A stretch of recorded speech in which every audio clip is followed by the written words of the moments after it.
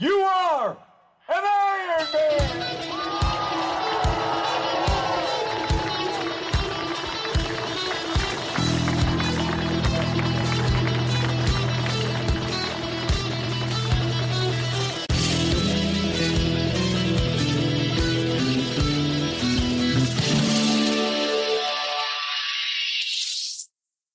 Welcome to episode 27, where I had the pleasure of speaking to Peter Dolan about all things Run For Enda.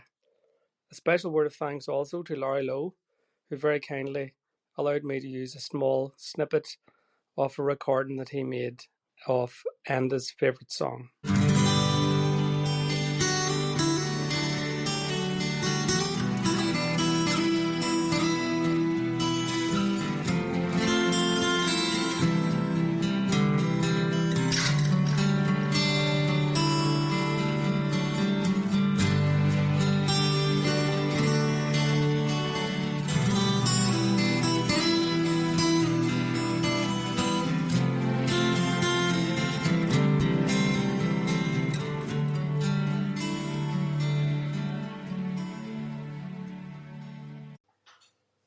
So, Peter, thank you very much for agreeing to come on to the podcast. It's a pleasure to have you on board.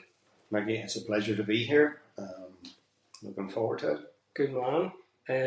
Peter, you're well known about the town, both you and your family, and you'll be most known for your contributions to running in the Oma area. And a lot of people have participated in the Run For Enda.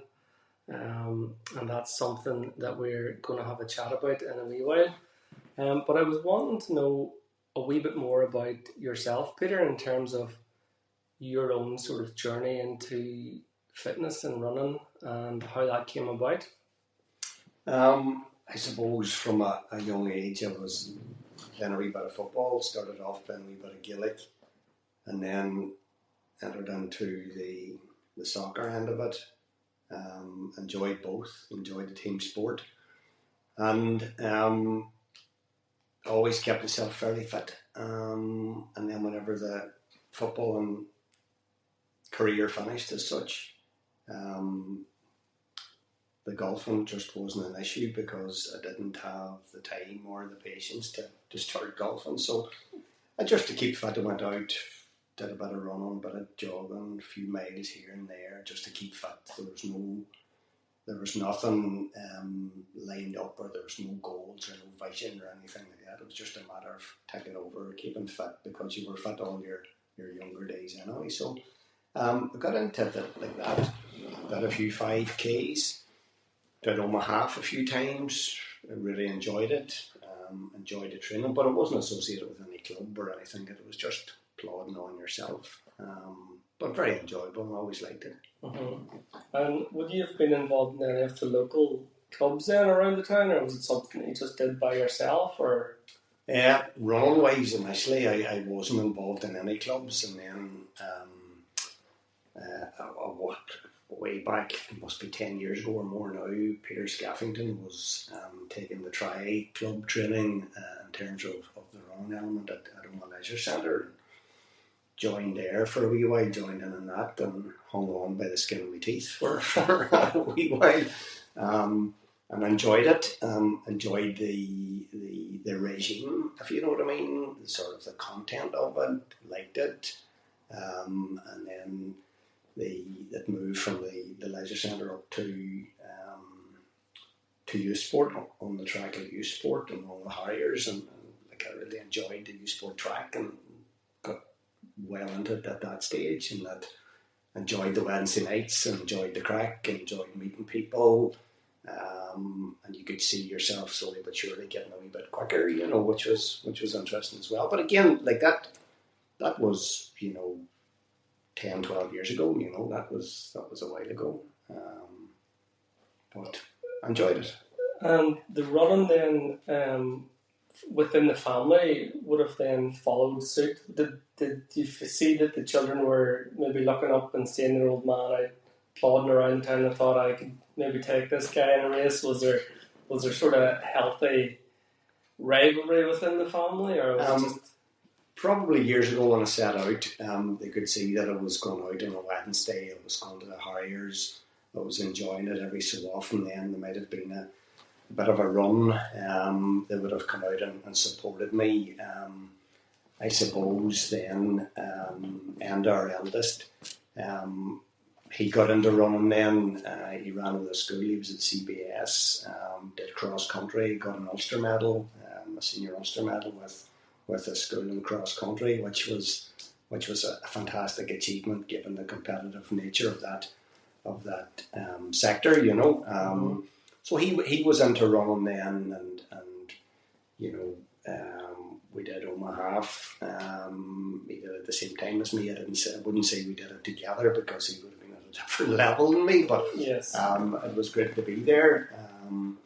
And from there, then I suppose the rest of the kids could see then, and after what happened to Enda, the tragedy and what was come off it, they all sort of got into a wee bit of running and a wee bit of fitness again, which is great.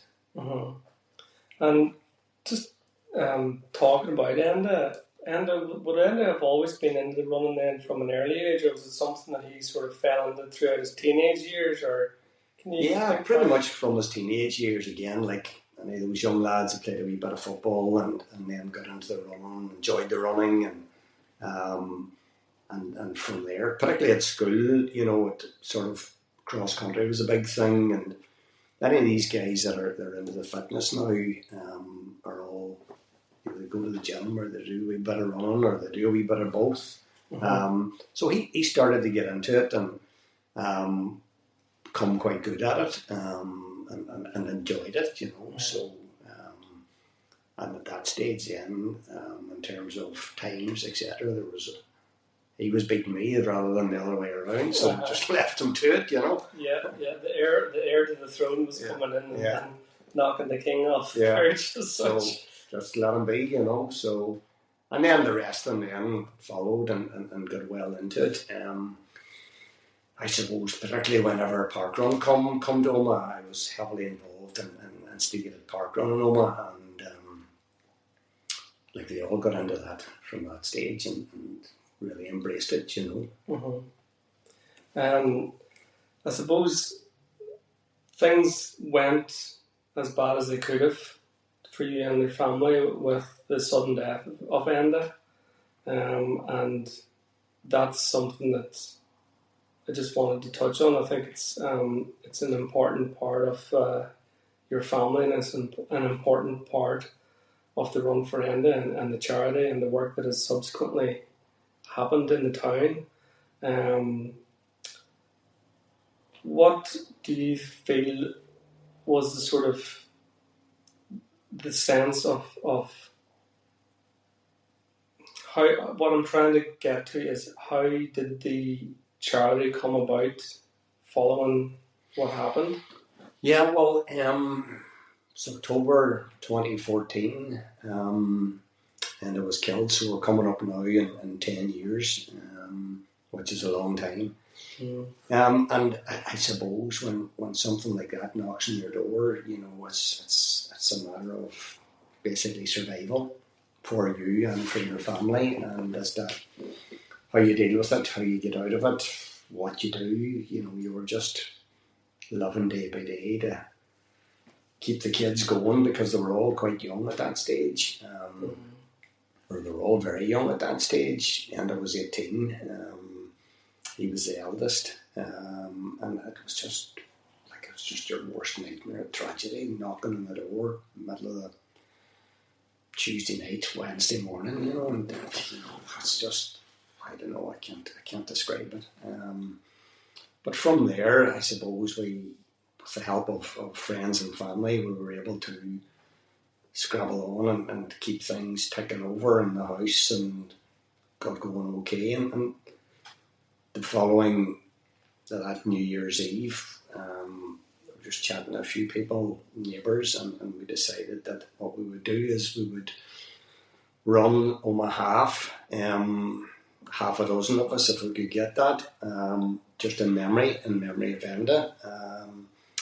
And I thought this was a class idea, you know. I thought, you know, I'd love to do that, you know, it'd give me a focus for the next period of time. This was 31st of December, so like how was I going to get over the next number of months? And that was my light at the end of the tunnel. That was my vision, you know. I thought, right, okay, let's have a go at this. So we sort of talked to a few different people, and yeah, listen, that sort of grew and grew, and the next thing, there was people who wanted to do the 5K associated with the Omaha half day, and it got massive then. People wanted to walk it, and like before we know it, like you were training away in the background and people were talking about it, and thought, right, okay, how's this going to work here? And like the numbers were getting bigger and bigger, and we decided we'll get a few t-shirts, and we got the t-shirts printed. It was a lime green, and we had a logo. Niall Laird and his team designed a fantastic logo with his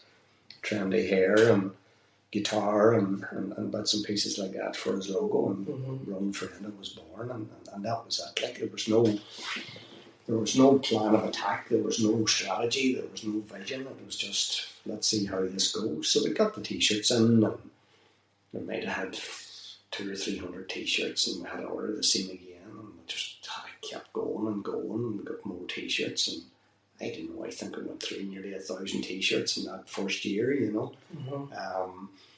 And basically Omaha, the day it was, I was doing the half marathon along with quite a few others, and everybody else walked it, all the family walked the rest of it, and the amount of support that we had given the tragedy, and I suppose being a parent, any parent could relate to it, Mickey, you know, and how it happened, and what do you do, like guy walking on the footpath, you know, and you know, not doing anything, just walking, you know, and he wasn't in the wrong place at the wrong time, he was in the right place, it just didn't, you know. So from that point of view, the Run For Enda just went on from strength to strength after that there, and slowly but surely, were we going to do it next year? And said, right, okay, well, let's maybe do a running program next year. And you know, Dawn and Patricia Campbell are very good neighbours, and Patricia helped me out in the first year, and come together, and we got a wee running program, and tried, that's okay, we'll call this a 5K running program. It was pretty much a couch to 5K, and we got the track up at U Sport, and at that stage, like you're talking 9 years ago, people didn't know, majority of people didn't know where U Sport was even, you know, and even the fabulous facilities and track that's up there. So that started, and it was well supported and well attended, and just from there, you know, we did the same maybe the following year, and then we were asked to do a running program for Killyclough Run, and we did that, and we did one for Drumra Run, and we did that, and the thing kept going on and on. So every year now, from probably 6 years ago, we do a running program starting in January for Omaha, followed then by which takes into account the CBS 5 and 10K, which is always well supported, and the Killyclough 5 and 10K in September, October time. It's the Drumra 5 and 10K. So like it sort of continues, and after a period of time, then people were saying, well, listen, can you not do this all the time? So that's when the whole thing basically changed big time, you know. So we meet up on a Tuesday night on the track, and we do a wee bit of a track session, and we meet up on a Thursday night, and it's more a social thing on a Thursday night, and we do a few miles, and we get a cup of tea and coffee at U Sport and enjoy the crack, and that's pretty much it, you know. Like I wouldn't necessarily call it a running club, you know. It's just a group of like-minded individuals meeting and enjoying it, and every so often we have a running program, and we take guys in to help us out when we need that, and that's it. Like it's just going from strength to strength, and the numbers are just last January past there, we had over 300 that registered for us to do the 12-week running programme leading up to my half marathon. Mm-hmm. Now you get 300 people up at the track.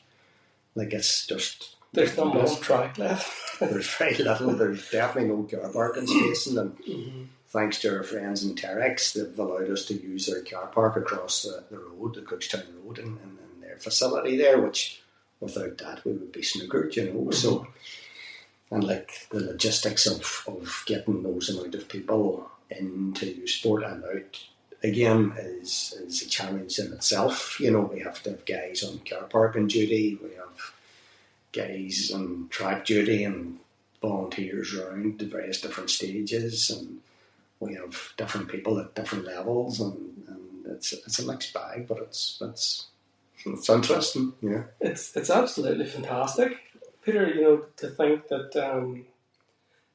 that what you initially thought would be a fitting tribute to Enda, just on a very, very personal, sort of quiet and intimate level, and that the word got out, and lo and behold, the community rallied around you and supported that, and it grew. So it kind of grew organically. Like, there was no kind of setting out to create this thing or this program as such. It just sort of happened, word of mouth.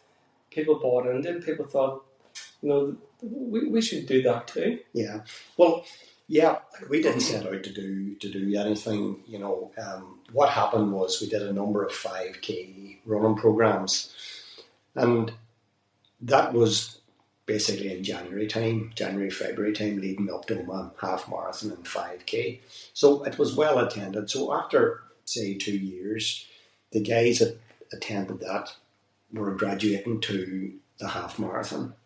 So then from there, we were asked, listen, would you do a bigger running program? Sort of, I would like to do the half marathon. So that was the next step, and that's what we did. And we just took it from there and just embraced it. And, you know, it's quite interesting now that we have got massive numbers. They come from all arts and parts, and you sort of think that maybe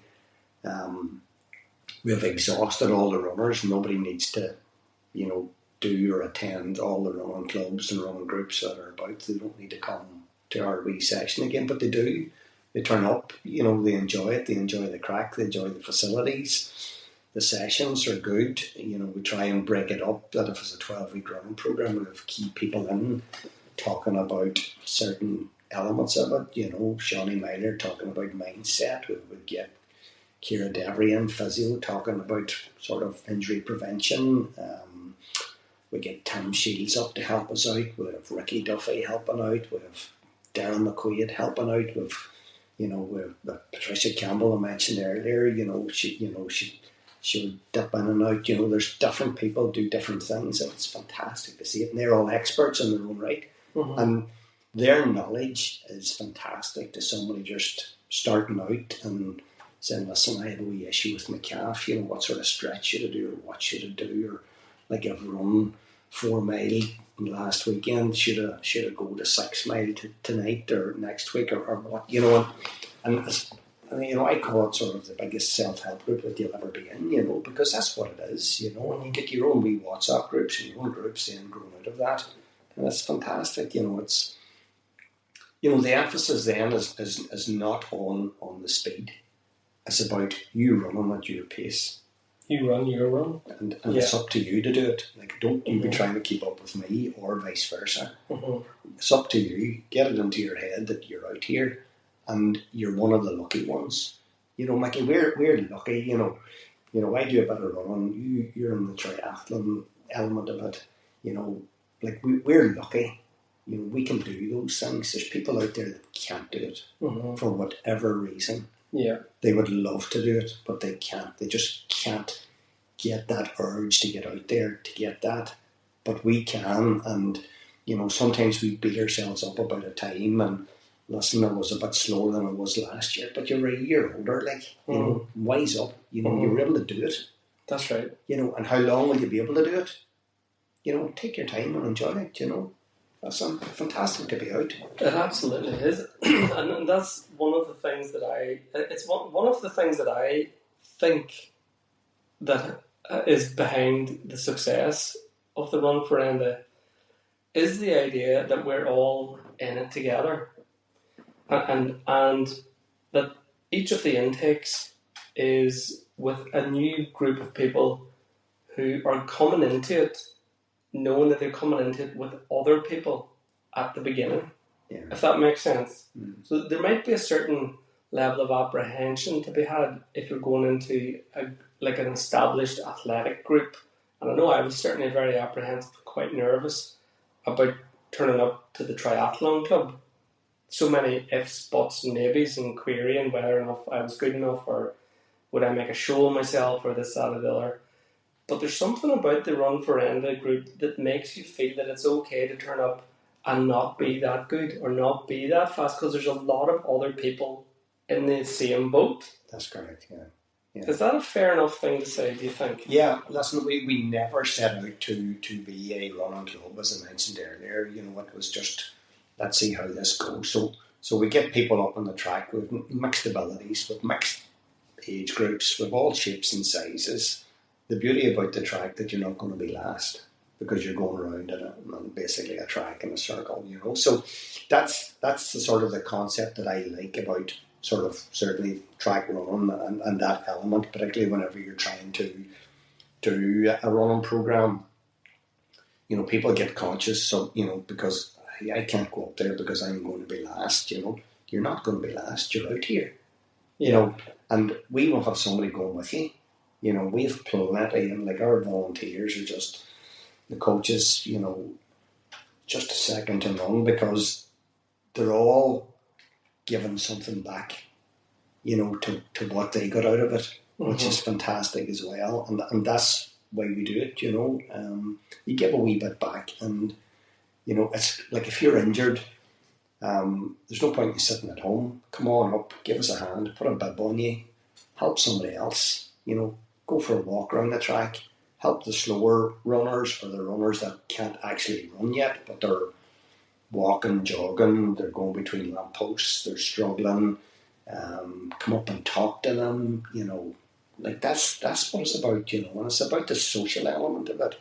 It's about meeting a couple of guys that are pretty much either at your pace or that you've seen there up there 3 or 4 different times, and you chat to them, you get to know them, you know them then on a sort of on a social occasion then, and that's the crack's good, and you've got somebody else bought into the whole thing, the whole concept, the whole giving a wee bit back, you know, trying to go out there, clear the head, fresh air, unreal. And there's the other side of it, is that social side of it, you know, whereby, particularly for people that maybe don't have any social contacts, or maybe some people that are maybe struggling with their mental health or things like that there, you know, and the importance of getting out and finding a new tribe, as it were, of like-minded people. And you'll often see groups of people who find friendships within the Run To Enda program. And I know a number of people that have wee tight groups, and they all meet up and do the Run For Enda, and you can see all their wee runs on Strava, and you can see their photographs on Facebook whenever they go for their celebratory drinks after the Omaha half and stuff like that there. You know, wee groups of 6 or 7 people, or 3 or 4 or whatever. People that didn't know each other until they rocked up on the Tuesday night at the youth sport. I mean, that's fantastic. That is, like, we would sort of, you know, on a Thursday, as I mentioned earlier, like we would go out and do a few sort of easy miles in and around the town, away from the track. It's not structured. There's nobody standing beside you. You walk, you run, you know, you go down to the bottom of the swinging bars roundabout if you want. You go to TC Autos and you turn around and you come back, or you go around the town and do 4 miles or whatever works for you. But you come back and you stand outside and you chat, and you go inside and you have a cup of coffee. And that's the beauty about nature and Cove being there as well at that facility. Like, it sort of has attracted, you know, a lot of people just for that social gathering, you know, and that's important as well. And you know, we talked earlier about, you know, going out and running and clearing the head, and we're lucky we can do that. But, you know, it's a social aspect which is vitally important. So if you can't run, if you were injured, we would encourage some of our ones to come up and just have a coffee and hear the crack and enjoy it, and have a chat and see where you're going and see what you can do and speak to the rest of the guys, and somebody will steer you in the right direction, so. You've mentioned there a couple of times the term clear your head, and I suppose everybody will be familiar with the notion of going out to clear your head. And sometimes people don't really understand, particularly people that don't run, don't really understand this idea that running helps to clear your head. But it really does. Mm-hmm. And particularly if you're going through a bad time or an upsetting time or a troubled time, spending that time out in the fresh air can only be good for you. Mm-hmm. No, listen, I think it's important, do you have that, whether it's walking or running or whatever. And like we talk quite a bit about running in a group, and it's fantastic, but sometimes I like just going out on my own and, head up by Glenhorgel there and up the top of the hills, and, all you see is sky and sheep and fields, and, it's fantastic, it's just for that half hour or whatever it takes, and, you put a lot of wee issues at sort of to right, and I think that's important to do that. And as I said earlier, we're lucky we have that. We can do that. There's a lot of people that don't have that, and I think we should encourage more people. I'm not talking about going out to do a triathlon or out to run a half marathon or a marathon or a 5K or whatever, but just go out and walk. Just go up for coffee, wherever it may be. And go out, just attend the park run, go for a walk, do half the park run, whatever it takes to get you started, Yeah. What I like about the running is you might start out feeling a bit stressed or a bit uptight or whatever it is, or there could be something just niggling at you or just annoying you, and you might mull over that thing or that wee issue in your head for maybe a minute or two, or if you're really stressed, 5 or 6 minutes, something to be maybe having these wee chats, these wee internal dialogues with yourself. But then you'll get distracted by something maybe sometimes quite ridiculous, like there's a dog, or there's a bird, or is that such and such's car? You'll just find yourself thinking, and just you basically what you're doing is you're looking around you, and you're not really actively thinking about anything. So there's no heaviness in your subconscious. You're kind of lost in the present, in the run, whilst you're out and about, you're getting the fresh air in, and lo and behold, whenever you get back to the car, you're a wee bit sweaty, but you're certainly a lot lighter in the mind. Yeah. I find that there's no such thing as a bad run. That's right. Would you agree with that? I totally agree. You could have a number of things in your head that just you can't sort out or whatever it is, but if you go out, you put the trainers on, you go out for half an hour, and you're a wee bit tired, you're exhausted, but you've cleared that head, you're in a better place. And you could be chatting, you could be running with somebody as well, and they'd be talking about something completely different, which just takes you to a different place, and that just takes your mind off things, and maybe that wee issue that you were thinking about is not that important after all, and you move on, don't you? That's right. And then you've had the physical experience too, and then that contributes then to your sleeping. Yeah. And and all of a sudden you're waking up the next day a wee bit refreshed, a wee bit more relaxed, and a wee bit ready to take on whatever Tuesday has to throw at you. Yeah, that's right. The other thing that I wanted to ask you about was Run For Enda is obviously Omagh based, but there's another branch of Run For Enda going on quite a far away. Yeah. On the other side of the world. Yeah, our daughter Dervla is in Melbourne. She's been in Melbourne 2 years now. And whether it is, I suppose, just wanting to keep in contact with what's going on at home. She's always done Omagh half ever since she could, and over the years, obviously, as she gets better and stronger and better, and she's doing really well at it. And whenever she went to Melbourne, she decided, listen, you guys are back home are going to be starting training for Omagh half. I'm going to do the same here. And her idea was that she's going to do the exact same training program that we would do start of January, 12-week program leading up to Omaha, and she would get a half marathon route in and around Melbourne and do it. So she asked about, and the next thing, she's got massive numbers like out there. I think we sent out 50 t-shirts there last January to the Run For Enda Melbourne, which is fantastic, and again, there's a connection to home there, which is important for any Irish being away from home.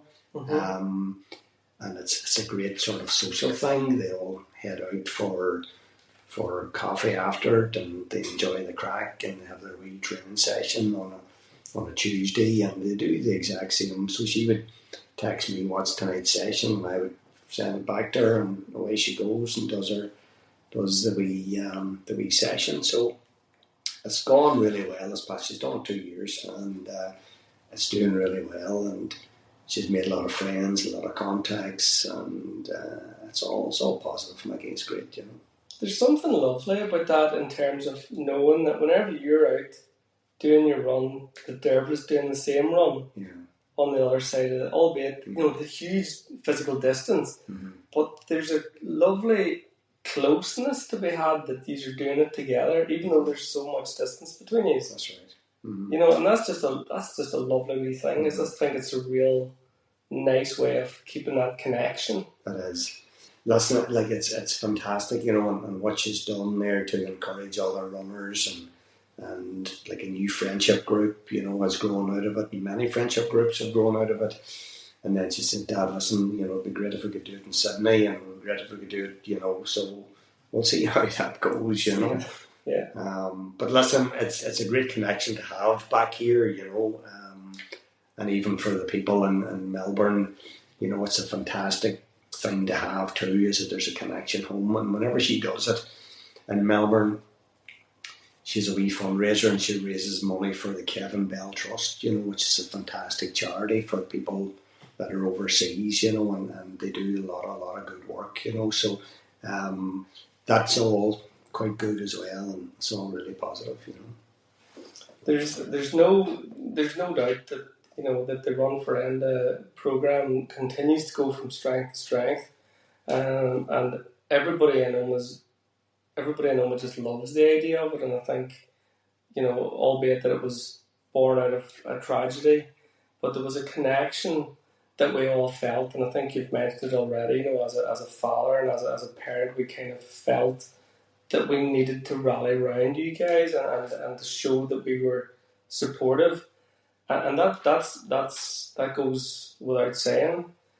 But the other thing is as well, you've been recognised further afield, and you have picked up some honours, over the years in recognition of the work that has gone on and the contribution that the Run For Enda and I suppose the Peter Dolan Foundation has given to the community. Can you talk a wee bit about that? I know it's maybe a sort of a double-edged sword in some respects, whereby you're receiving these accolades and these recognitions, and it's off the back of something.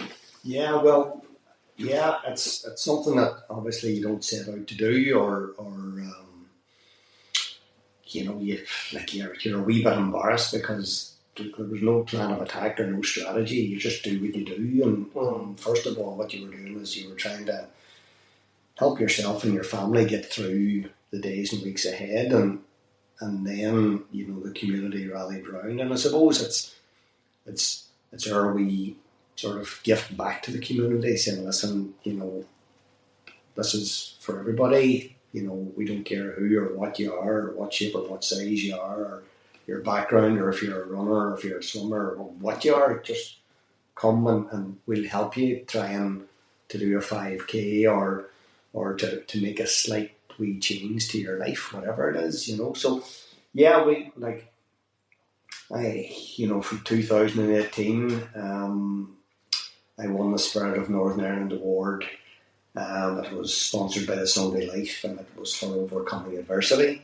And again, the same year we won the for Manoroma Council Sports Award, an Outstanding Achievement Award, and in 2020 I won the Spirit of Running Award for overcoming adversity again there. And in January 2022 I got awarded a British Empire Medal at BEM. So that was good, it's nice honour, but it's bittersweet, nice to be recognised, not that you intend, doesn't matter if you get recognised or not, but in your heart of hearts you sort of think, well, there's a reason for this, and the reason was at the death of your son, Enda, and sometimes it's hard to take, but listen, it is what it is, nice to be recognised. Yeah, no, absolutely. And the thing about it for me is, it's the overcoming the adversity bit, because it's nearly like a throwaway statement, and it's easy said, but it's such a difficult thing to actually put into practice, overcoming an adversity, and having to overcome a loss like that. It's unimaginable. Really, the cold stark reality is that you never overcome it.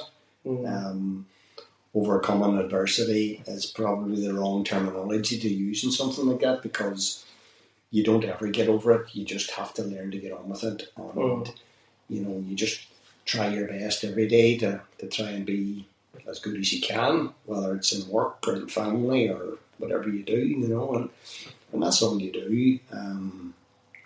But you never get your head around it. Like, why did that happen? But listen, it did. You draw a line under it. You move on as best you can. You look at whatever positives you can, and there's not too many positives that you can look at what happened, but you can look at maybe what has come out of it, and what we have achieved, and what individuals have achieved, running from post to post to guys doing marathons, within the last 4 or 5 years. And there's many people that have done that have come through our running programs, and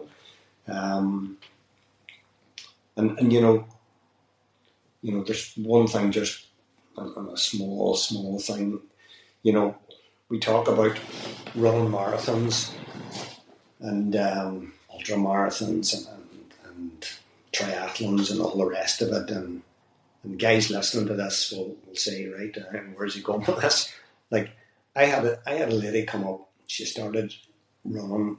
She messaged us through Facebook page, and she asked when the next 5k running program was going to be. This is a while back, and I went back there and said, listen, it's not for a few months yet, She says, oh, listen, I would love to. I've tried a few running programs or couch to 5Ks, didn't really click with me, and I would like to try this. And I said, listen, okay, well, come up to the track on Tuesday night. So anyway, to cut a long story short, she started off as everybody does, run from post to post or whatever it is. If you get a lamppost, you try and run, and then you walk a wee bit, and you do that for a number of weeks.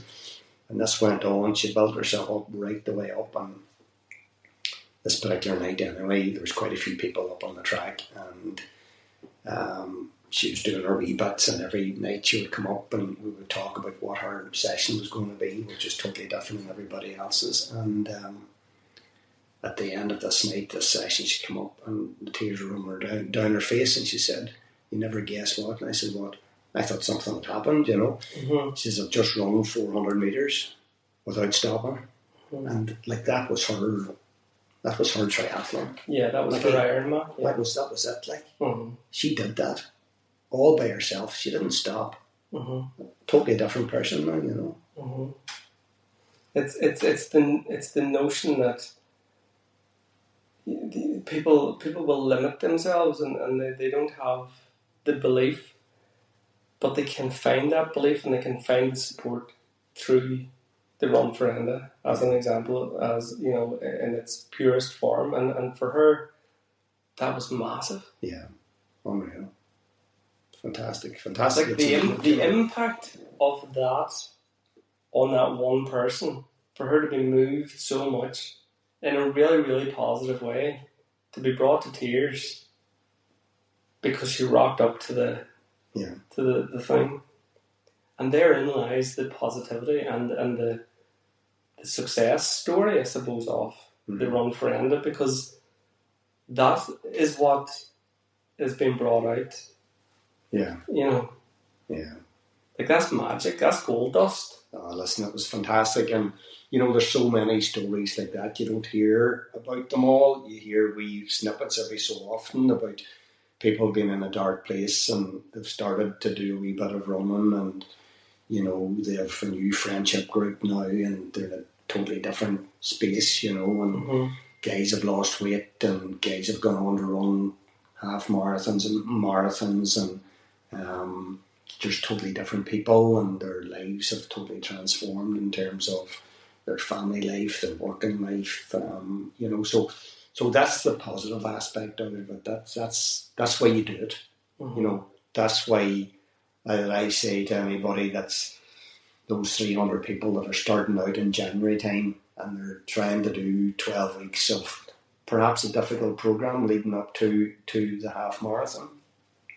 Say, listen, you know, if you get injured, if you can't, you know, you don't want to run, come up and give us a hand. Come up and help other people. Give them encouragement. Help them out. You know, we as runners, guys that are involved in sports, you know, we just put on the trainers, we go and run. We don't, like, it doesn't cost you a thought, you know. Yeah. But if you couldn't do it, you know, and you were injured, and you know what it's like. We all know what it's like when it's injured. It's just your head just goes totally, you know, and you want to be back out there. But give something back during those days that you are injured. Help other people, you know. You know, that's what I think is important. I think that should be a rule, you know, an unwritten rule should be for anybody doing marathons, half marathons. Here, give a couple of nights back in a month, you know, or help other people, you know. And then you'll find that you're never that far removed from your passion, you know. Well, you know where you started again, you know. You know, you started at that sort of slow level and you built yourself up. And that's what I say, you know, guys involved in the park run there, boys are doing sub-20s and they're flying around there week in, week out. You know, stop 1 week in 4, go back and do it in 35 minutes and help somebody else, you know. Yeah. But that's what it's about. You know? It's a fantastic thing to be able to go on a track as a beginner, or even as an intermediate runner, or even as a good runner, because you're there with the beginners and you're there with the elite. You know, whenever you're on a track and you're doing the circles, you're doing laps. And whenever I started running, I would have felt really, really self-conscious about turning up and maybe ending up at the back of the field. And I know you've already touched on it, but the thing about the track is because it's an oval shape, you're running at your pace at whatever your 5 out of 10 is, and you're going to be overtaken a couple of times. But you'll also find that you're overtaking other people. And nobody's last because everybody's just milling around and round and round in the circle. Yeah. But you're sharing the track with these machines. That's right. At the same time, you're also sharing the track with the people that are very, very nervously and very apprehensively taking their very first steps into running. So you've got the full kind of range of abilities all there at the same time. And as much as the people that are beginning can feel inspired by watching the guys that are rocketing around there, those people can also humbly remind themselves that they started off. That's right. Where these people are, do you know? Yeah, yeah. And there's something nice about that. Yeah. There's something inclusive about it, or there's just there's a special kind of vibe about it. Yeah. That's what you used to be, remember, you know? Yeah. Like, that's important, and even for people running around the track and, you know, you're struggling away, but the guys that are flying around overtaking you, they're struggling and we had as well. They're okay, it's a struggling. different level. Oh, but, absolutely, yeah, you know, they're struggling too. They're pushing it and you're pushing it. You mightn't just be as quick as them, but you know, but it's nice to see that. It's nice to see what you could aspire to. You can see their running technique, you know, how they do it, how they glide around that track, you know. And you sort of think, right, okay, well, maybe instead of slopping around the place, I might need to tighten up a bit here, you know. But like, it's never about the time. It's always about just listen. You do it. You enjoy it. Run whatever pace you run at. If you get a PB or whatever, fantastic. As long as you enjoy it. There's a journey to be had for anybody that wants to have that journey, and it's just about taking that first step. Yeah, isn't it? It is. It's important. The first step is always the hardest, as I would say whenever we start any of our running programs. Listen, the hardest bit is getting up here. It's just that first night. It's getting out of the car, closing the car behind you, and thinking, right, here I am. A deep breath. Whew, let's go. Yeah. Let's give it a go. But what's the worst that's going to happen? Nobody recognises you. Yeah. Nobody cares. That's right. Yeah. 100%. Because we're all in it together, you know. And if you join in January, it's dark, you know. That's right. Totally. Yeah. If we're talking about journeys and we're talking about progression, I suppose looking to the future, is there any idea of what the Run For Enda is going to be bringing to the future, or is it an unknown quantity, or is there plans, or? No, Maggie, it's we're winging it. Probably would be the best way of describing it. Whenever we set out 9 years ago, or nearly 10 years ago now, you know, we didn't think that it would be still going strong. It's stronger than ever. You know, like we would have a massive following, you know, every year or every event that we set out for, you know. Like, you know, I couldn't say, you know, I don't like looking too much into the future. You don't know what the future holds, and sometimes it's not good to know, if you know what I mean. I think, listen, we'll sort out today, we'll sort out tomorrow, and then we'll see what happens next week. We'll see what tomorrow brings. Yeah. But as long as there's people looking to run, and, you know, if we have the team of volunteers that can help somebody, we'll do that, you know, like... At the minute, we have fantastic support up there. Seamus McElhinney and Marcus and Darren. Like, there's guys, like, they're just willing to fire themselves at it, and nothing's too much bother. And like, it's fantastic to have those guys, you know. And again, just give a wee bit back. Still concentrate on your own run, but let's help other people if we can, you know. On your own personal level, have you any plans for your own running with regards to events, or any ideas of what you would like to achieve, or are you just kind of okay with tipping along, doing your thing? I suppose I would still like to, you know, I've done 4 marathons. I've sort of enjoyed it to a certain extent, as you do. I know what you're saying, yeah. I would like to do another 1 or 2 or whatever.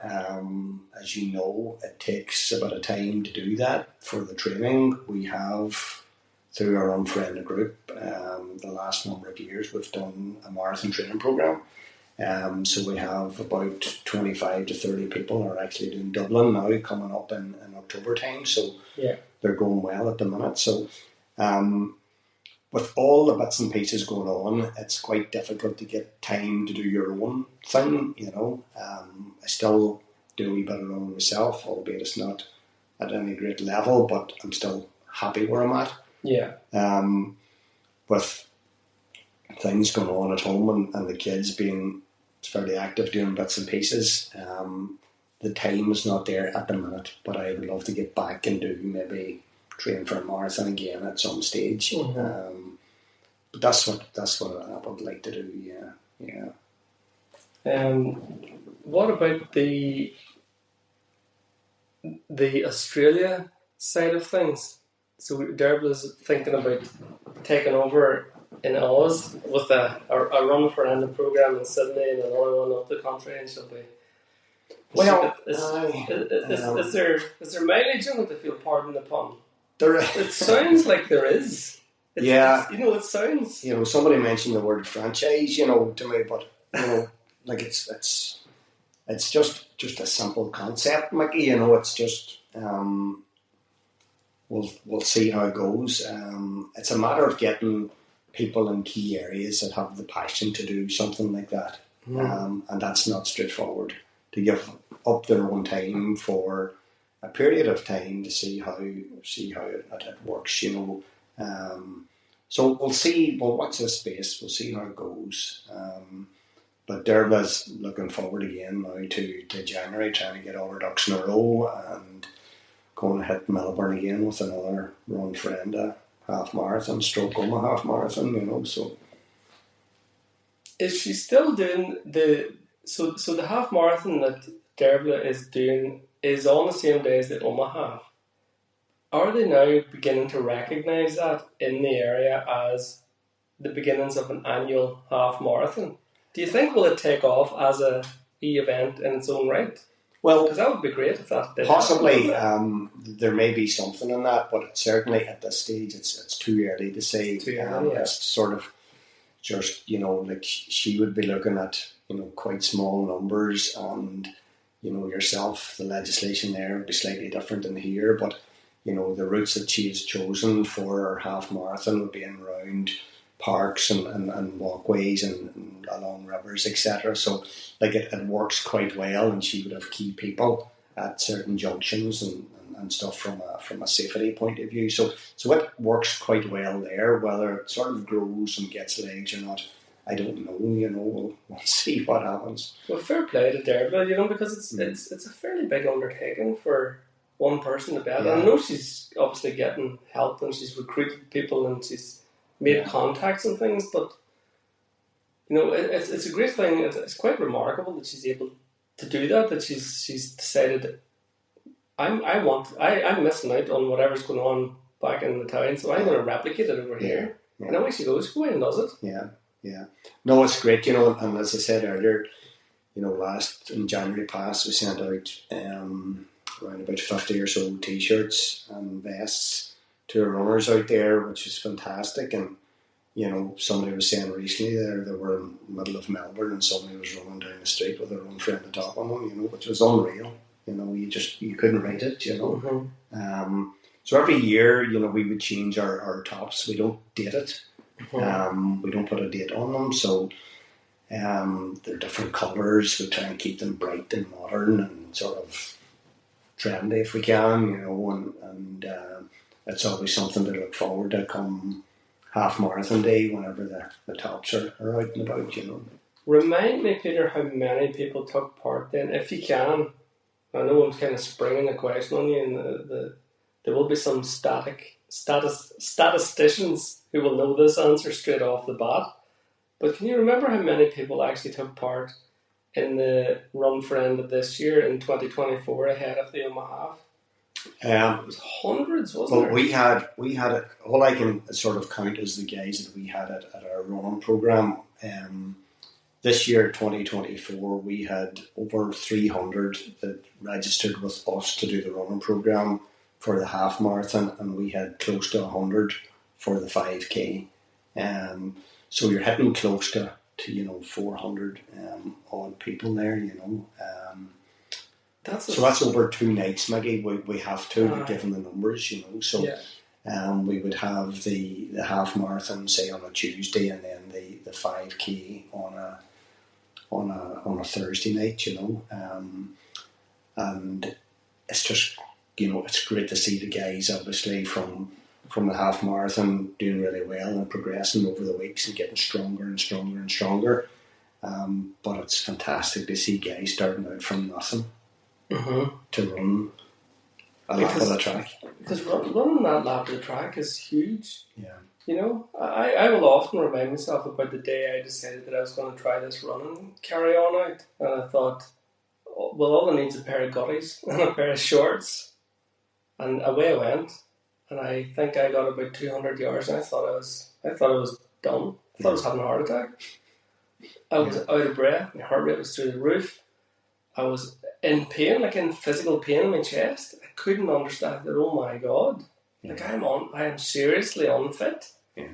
I couldn't believe it because I thought it can't be that hard. It bloody was. But when you stick at it and you chip away, you know you can achieve anything. Yeah. You know you can go the whole hog. You can do the marathon, but just understand that we've all started there. You know, and had that moment of breathlessness or pain in the chest or whatever it is, and you're just going out a wee bit too hard. You know, I learned very quickly not to be thinking that I was 12 years of age. Mm-hmm. You know, Have manners. Have a bit of manners, exactly. Yeah. Because I think I might have started trying to get my act together from a fitness perspective just in the mouth of me turning 40. But up until that, I was doing nothing. Yeah. Like, I didn't play football. I didn't go cycling. I would have walked around the town, but I've been walking to my friend's house and smoking a fag on the way and probably stopping off to get a 6-pack of beer. Do you know what I mean? Yeah. So I know what it's like to start off from nothing. And I also know what it's like to finish a marathon or to complete an Ironman off the back of that. So, you know, so don't be afraid, I suppose, is what I'm trying to put out there, you know. Yeah, yeah. No, don't be afraid and give it a go, you know. And we said earlier, the hardest bit is getting to make that first move, you know, getting to the track, getting to the session, and whenever you're there, you'll stick it out. Mm-hmm. You will stick it out. So, Peter, if anybody wants to get in touch with yourself or with the Run For Enda program, what's the best way that they can contact you guys to find out when the next intake is, or just to get some information, or how do they go about that? Just through Facebook. We message our Run For Enda Facebook page. We have a running program starting now on a few weeks leading up to the Drumrah 5 and 10K. So we have a 6-week program now starting on Tuesday week. Looking forward to that. And yeah, that'll take us up to early November. That's the Drumrah 5 and 10K. I think it's the 2nd of November, Saturday the 2nd of November. So, so that'll be, here we go again, you know. So yeah. And the thing about that intake is that whenever you've I'm thinking of the words graduated. When you've graduated and completed your Drumrah 5 or 10K, you're then well prepped if you maintain your running to take on the other wee 5Ks and the 5 mile runs that are coming up, you know, locally over Christmas. And then you're not too far away then from the beginning of the new year, your January intake, and then you're looking at going at it again into the next program, be it another refresher for a 5 or a 10, or if you want to push then on to the Omaha, then you're ready to. You're hitting the road running. You are, you know, and September is a great month, you know, for that. You know, kids are back to school, everybody's back in action, and you know, we would get quite a few of, you know, kids and mums or dads or both sets all coming up, and you know, the mum or dad's going out to run, and the child wants to go as well, which is fantastic to see. But what happens then is it flips. Child wants to go out, mum or dad doesn't want to go out, but they end up going out anyway. So it's, you know, it keeps the thing going, which is an interesting one as well. But like, it's all good, it's all positive, you know. Good man, Peter. Just wanted to thank you again for coming on the podcast and sharing your story, and continued success to you, regards to the family. Thank you. And continued success for your Run For Enda. Thank you, Mickey. Pleasure to be here. Keep up the good work. Cheers.